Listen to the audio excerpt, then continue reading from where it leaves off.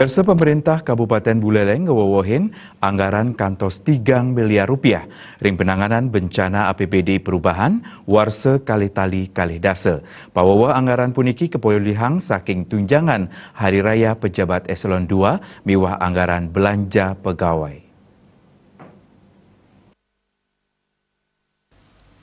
Parindikan inucap kauningayang oleh Sekda Buleleng Gede Suiase daweg 13 Oktober nelintang. Manut Suiase sajoning APBD perubahan paiketannyane nenten ngemargiang estimasi ring bencana alam nanging wantah kedagingin bencana sosial inggih punike COVID-19. Mawinan punike anggaran 3 miliar kasiagayang antuk ngarepin bencana selami makudang-kudang bulan sane jakirau. Anggaran antuk ageng 3 miliar puniki kapulihang saking tunjangan hari raya majeng pejabat eselon 2 miwah anggaran belanja pegawai anut ring kebijakan pemerintah pusat.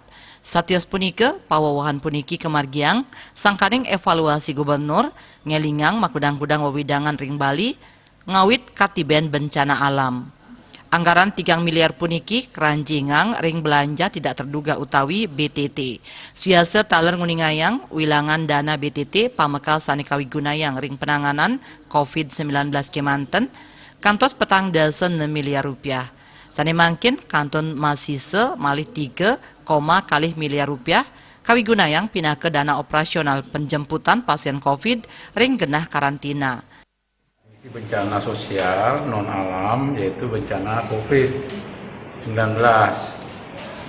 Oleh karena itu kita gunakan isi lagi 3 miliar untuk persiapan menghadapi bencana. Ya mudah-mudahan tidak ada bencana.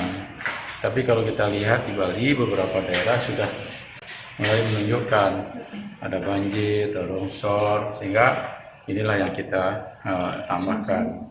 Kemudian dari mana penambahannya? Kami juga sudah jelaskan bahwa tahun ini pemerintah pusat mengambil kebijakan pejabat eselon 2 tidak mendapat THR, sehingga ini tidak bisa kita cairkan dan ini dialihkan ke dana BTT. Pamekas ring Buleleng sasi Sabah ketarke muali wenten ring panguntat Oktober puniki mawinan samian angganing kaaptiang statayatne prade wenten bencana sanini Benin. Komang Yuda, Bali TV.